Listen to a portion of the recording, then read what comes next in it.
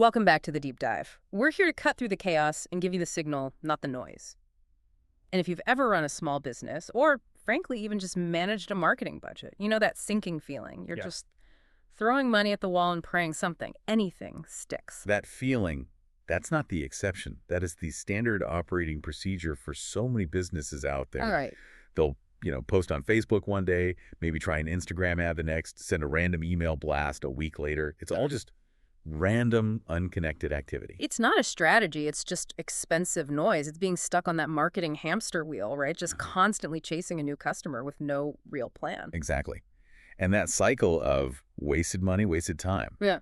That's precisely what our source material today is designed to just completely eliminate. We are diving deep into a framework from Allan Dib, who's a really successful serial entrepreneur, and he figured out that small businesses don't need another fancy tactic. They need a system. A simple one. It's called the one-page marketing plan. And the real genius of it is in the structure itself. It's one page. What? Just one page, divided into 9 squares. And that maps out your entire strategy from the very beginning to the very end. It's all about replacing that guesswork with predictability. Okay, so let's unpack that. Our mission today is to pull out the 6 core principles that really make that 9-square grid work.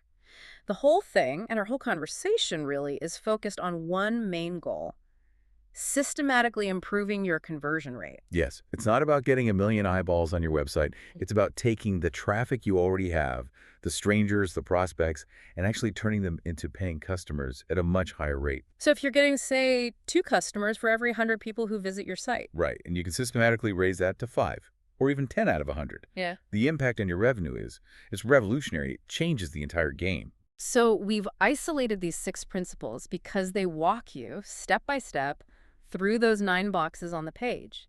And if you follow them, you stop marketing with hope and start building a predictable system. So let's dive in. Principle 1, Yeah. the 3 phases of the customer journey. This is the absolute foundation of the grid. It defines the 3 rows: before, during, and after. And this is where most businesses just fall flat right from the start. They talk to every single person the same way. It doesn't matter if they're a stranger or a loyal customer. And that's a huge mistake. You can't send a hard sales pitch to someone who has literally never heard of you. And you probably shouldn't be sending, general who we are content to someone who's bought from you 5 times. It's the wrong message. Wrong time. The source uses a great analogy for this. It's like dating. Right? Your approach has to change. Yeah. You wouldn't say the same thing to someone you're passing on the street as you would on a 3rd date or on your wedding anniversary. Okay, that makes perfect sense. So we break it down into 3 phases. First is before. These are your prospects. They don't even know you exist. The only goal here is awareness. Just get them to notice you. Then what? Then you move to during. Now they're leads. They've shown some interest, maybe downloaded something, gave you an email. The goal here is completely different. It's about building trust. And finally, after they're customers, they've paid you money. And now the goal shifts again. It's all about delivering massive value, making sure they're happy, and getting them to buy again. So let's make that real. If I have an online graphic design course, the before phase could be a short, flashy TikTok video ad, right? Just showing cool transformations to stop the scroll. Pure awareness. Absolutely. But the second they click that and say, download your free guide on 10 design mistakes, they're in the during phase. The content has to shift. No more flashy ads. No. Now you send them helpful emails that actually teach them design principles. You're proving your expertise. You're nurturing them and building that trust before you even mention the main course. And once they buy that course, they're in the after phase. Now you might invite them to an exclusive community or offer them an advanced course. You're not showing them the beginner ads anymore. It's a journey. Think of a local coffee shop. Before is that beautiful Instagram post of latte art that makes a stranger want to stop in. During is when they get that little loyalty card, that punch card that encourages the second visit. And after is the email they get with a special birthday discount or a preview of a new menu just for regulars. The real pain comes when businesses mix these up, sending that hard sell email to a cold prospect. It's like a clumsy, aggressive proposition. They're gone, they unsubscribe, and you've burned that bridge. You're using a sledgehammer when you need a scalpel. So we need 3 separate pipelines, all running at once, tailored to the temperature of that relationship. Which brings us to the first column on that plan. Target a message, starting with principle 2, which is target market selection. Right. So if principle 1 is about when to talk to people, this is about figuring out who you're even talking to in the first place. If you get this wrong, everything else falls apart. Because your message will be too broad. Exactly. The big fantasy is saying, my target market is everyone who needs my product. Which feels safe, right? You don't want to exclude anyone. But it's a trap. If you try to speak to everyone, you end up connecting with no one. Your message becomes generic, and you just burn through cash trying to broadcast it. So the key is to choose a really specific segment. People with shared problems, shared desires. The narrower you go, the easier all of your marketing becomes. Your message stops being a broadcast, and it starts feeling like a one-on-one conversation. Okay, let me push back on that for a second. Let's say I'm a business consultant. The good target is solo consultants making 50 to 150K who want to systematize their business. But by being that specific, am I not turning away huge enterprise clients that could be massive paydays? Is there a risk of being too specific? It's a great question, and it's a common fear. But the source really emphasizes the power of that hyperspecificity. Think about it. How often does a giant enterprise hire a consultant whose website just says, "We help businesses grow"? Never. They hire specialists. Exactly. By being the go-to person for solo consultants who want to systematize, you build a powerful reputation as an expert in that one thing. And that is what eventually attracts those bigger clients who see you as the best in the world at systematization. That makes a lot of sense. The specificity gives you a sharp edge. The marketing copy just writes itself. Tired of checking emails on vacation? That speaks directly to that person's pain. Or that skincare brand. If their target is women over 40 with sensitive skin in tropical climates, they know exactly what ingredients to use, what benefits to shout about, and where to find their customers online. So if you get this wrong, what's the real cost? Is the budget just gone overnight? It's both a fast and slow death. The immediate pain is that your budget just evaporates. Your ad costs are sky high because you're showing generic ads to people who will never buy. And your message is just forgettable.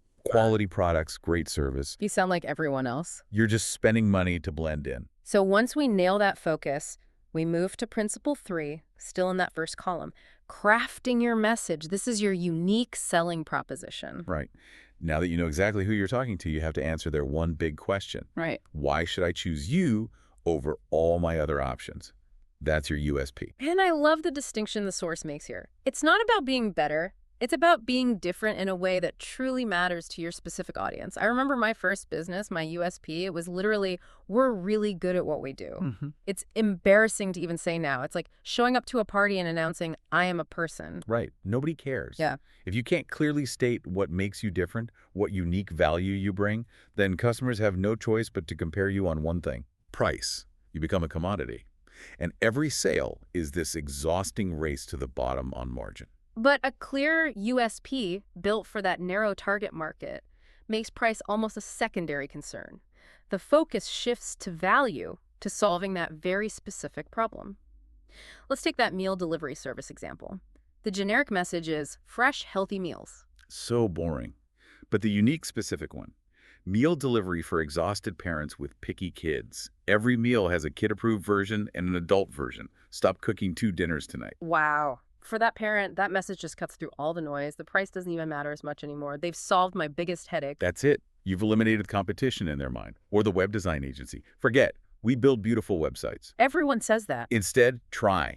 We build websites that generate leads for local service businesses. We guarantee you'll see 3 times more contact form submissions in 60 days. Or we work for free until you do. No, that's a message. You've got a niche, a deliverable, and a risk reversal guarantee. Okay, so we figured out the who and the what to say. That's the first column. Now we move to the middle column, which is all about capturing them. This is principle 4, media selection and lead capture. And these two have to work together, right? They absolutely have to. Media selection is choosing the right platforms. Not all of them, just the ones where your specific target market actually spends their time. And lead capture is the part so many people forget. It's getting their contact info, their email, their phone number, with permission so you can follow up. This is how you build an asset, not just rent eyeballs. Exactly. If you have the perfect message on the wrong channel, you fail. If you get tons of traffic from the right channel, but you don't capture any leads, all that money is just gone. The traffic leaves, and you have nothing to show for it. Okay, so give me an example. Premium baby products. The right channel is probably Instagram, right? Right. Targeting first-time moms. The wrong approach is to send them straight to a page to buy a $500 stroller. Too much friction. They don't know you yet. Way too much. The smart approach is to offer them something for free in exchange for their email, a downloadable guide, the first-time mom's essential baby gear checklist.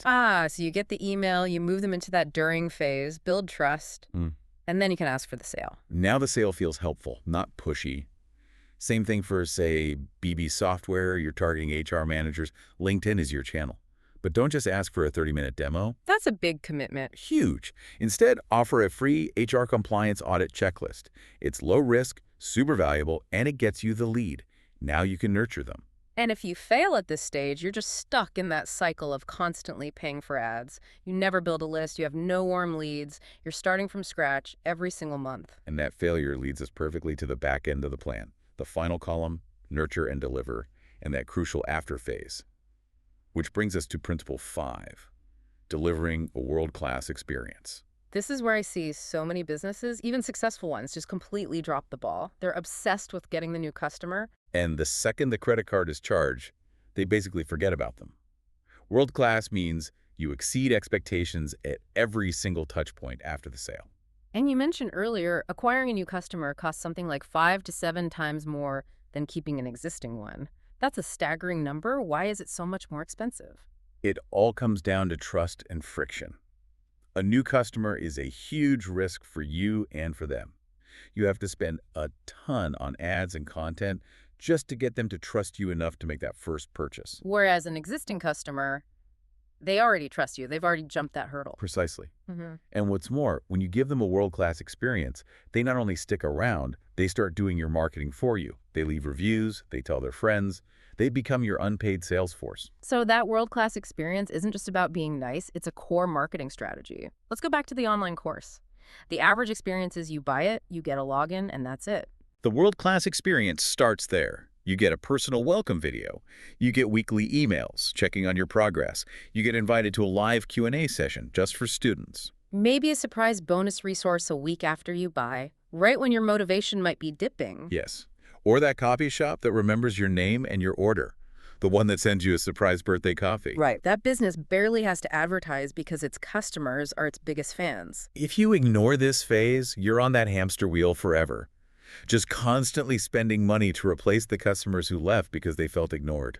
Your customer lifetime value stays low, and you're working twice as hard for half the results. Which is the perfect lead-in to our final principle, maybe the most powerful one on the entire page. Principle 6, increasing customer lifetime value, or LTV. This is all about shifting your thinking beyond that single first transaction. LTV is the total amount of revenue a customer will generate over their entire relationship with your business. And if you focus on this systematically, it becomes your ultimate competitive advantage. Let's do the simple math. Business A gets 100 customers. They each buy once for $100. That's $10,000 in revenue. Okay. Business B also gets 100 customers. But because they nail principles 5 and 6, each of those customers buys 4 times over 2 years. Same initial cost to get them, but now you have $40,000 in revenue. That's the power. That's it right there. When you have a high LTV, you can afford to spend more to acquire a customer than your competition. You can outbid them, outmarket them. You can basically outlast anyone who is stuck thinking about just the first sale. So how do we actually increase it? Beyond just good service, we have to show them the next step. Exactly. You have to solve their next problem. Think about an online fitness program.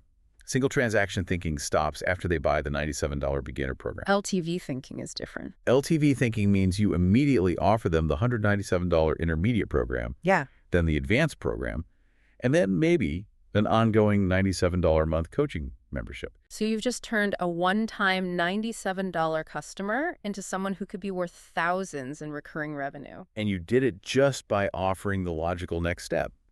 This is critical for service businesses too, that web design agencies shouldn't stop after building the site. They should offer monthly maintenance, SEO services, content packages. Yes, you turn that stressful project-based revenue into predictable monthly income, and you're serving the customer at a much deeper level. If you neglect LTV, you're leaving so much money on the table. Customers who love you and want to buy more are never even given the chance. Your business is forced to stay small. So we've walked through the 6 principles that really power this whole plan. And the beauty of it is just how actionable it is. For you listening right now, you can literally start building this today. We really encourage you to try the exercise Allan Dib lays out. Just take a blank piece of paper and draw a 3 by 3 grid, 9 squares. That simple act starts to bring order to the chaos. Then label the rows before, during, and after. And label the columns target and message, capture method, and nurture and deliver. Now just focus on that top left square. That's it, before, target, and message. And just write down WHO your single ideal customer is. Be painfully specific. Their age, their income, their biggest frustration, their deepest desire. No vague stuff. And then just move one square to the right. Before capture method, write down just one thing you will give away for free.